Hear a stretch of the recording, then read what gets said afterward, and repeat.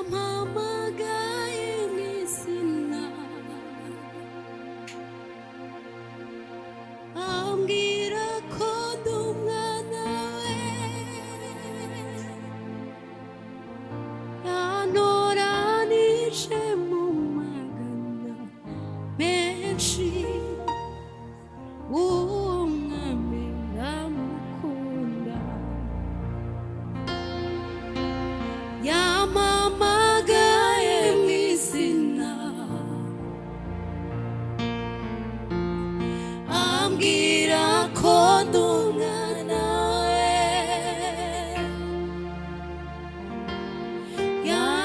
yantoranije mu magana menshi,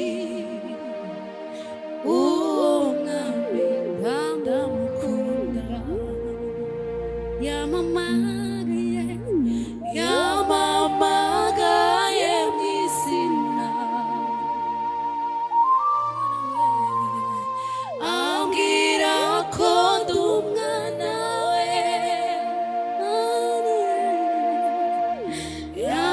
yantoranije mu magana menshi, uwo mwami ndamukunda. Yampamagaye mu izina ambwira ko ndi umwana we,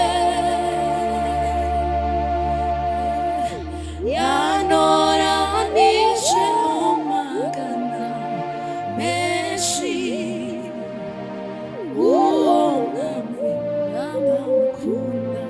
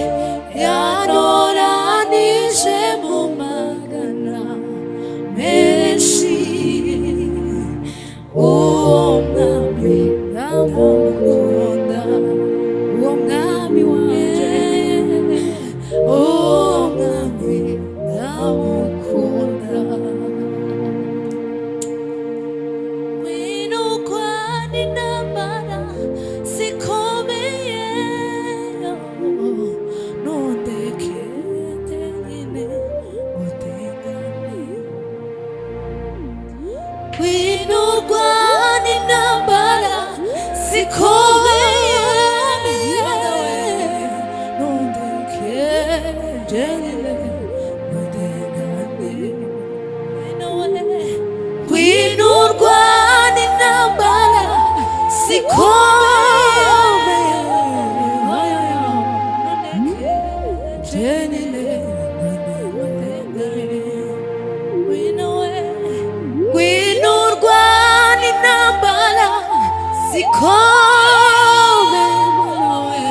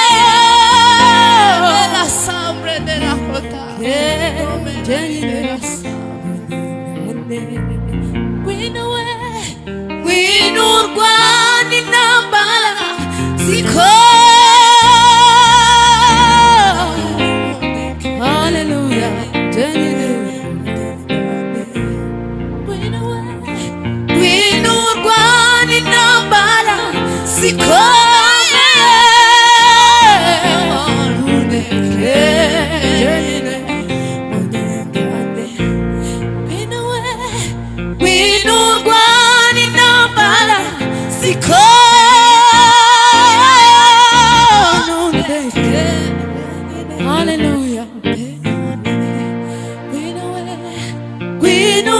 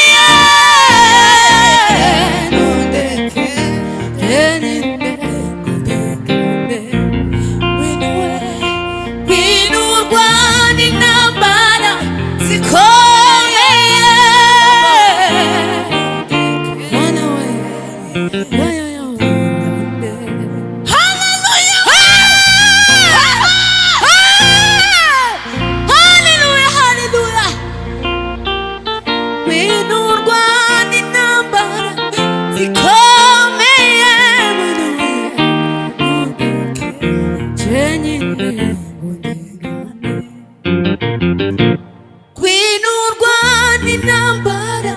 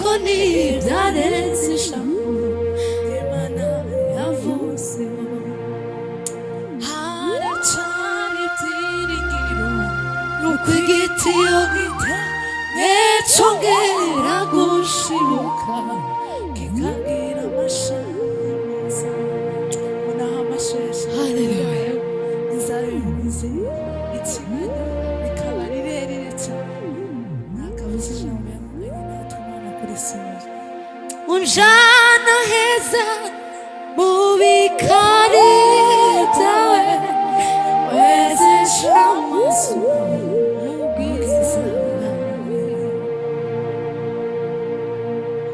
unjana eza mubikari byawe wezesha masugiza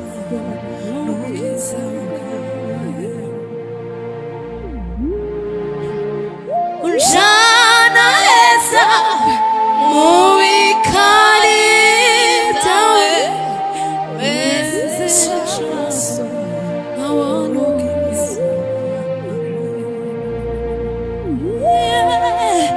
unjana eza mubikari byawe wezesha masugiza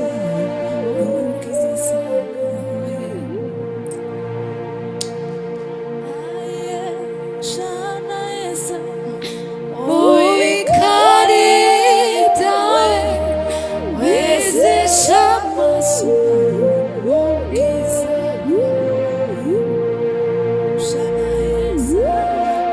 unjana eza mubikari byawe wezesha masugiza